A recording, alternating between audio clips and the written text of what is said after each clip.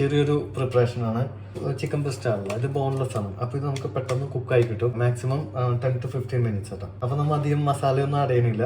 ഇതേമായിട്ടൊരു ചെറിയൊരു പാൻ എടുത്തിട്ട് അതിനകത്തോട്ട് ഇതെല്ലാം ഇട്ടിട്ട് ഓയിൽ ഒഴിക്കാതെ നമ്മൾ കുക്ക് ചെയ്തെടുക്കുന്നതാണ്. അപ്പോൾ ഡയറ്റിങ്ങിലാണെന്നുണ്ടെങ്കിൽ ഓയിൽ കണ്ടന്റ് ഒന്നും അങ്ങനെ വരുന്നില്ല.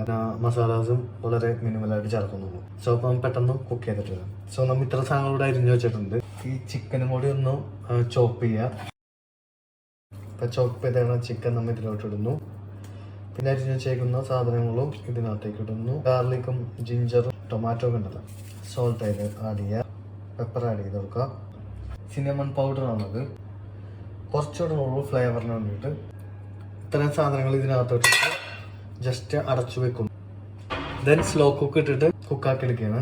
നമുക്ക് ഇനി വെജിറ്റബിൾസ് ആഡ് ചെയ്യണമെന്നുണ്ടെങ്കിൽ നമുക്ക് ആഡ് ചെയ്യാം. ക്യാപ്സിക്കൂല, റെഡ് ബെല്ലി പെപ്പർ, അതാണ് കൂടുതൽ ഞാൻ പ്രിഫർ ചെയ്യുന്നത്. ചിക്കൻ്റെ ഒപ്പം ഇട്ടിട്ട് ഈ ക്യാപ്സിക്കം കുക്ക് ചെയ്യും. കാരണം ക്യാപ്സിക്കം കുറച്ച് കൂടുതൽ നേരം കുക്കാവണം. വെക്കേഷൻ നാട്ടിൽ പെട്ടുന്നത് ഉണ്ടാ പെട്ടെന്ന് ഫാറ്റ് കയറും. ഇനി അതൊക്കെ ഒന്ന് കുറക്കണം. സോ ചിക്കൻ ഉണ്ട്, വെജിറ്റബിൾസ് ഉണ്ട്. ഞാനിത് ഡ്യൂട്ടിക്ക് പോകുന്നതിന് മുമ്പ് ഞാനിത് കഴിച്ചിട്ട് പോകും. ലഞ്ച് വേണമെങ്കിൽ ലഞ്ച് കഴിക്കുക, അല്ലെങ്കിൽ സ്നാക്സ് ആയിട്ടാണെങ്കിൽ അത് യൂസ് ചെയ്യുക.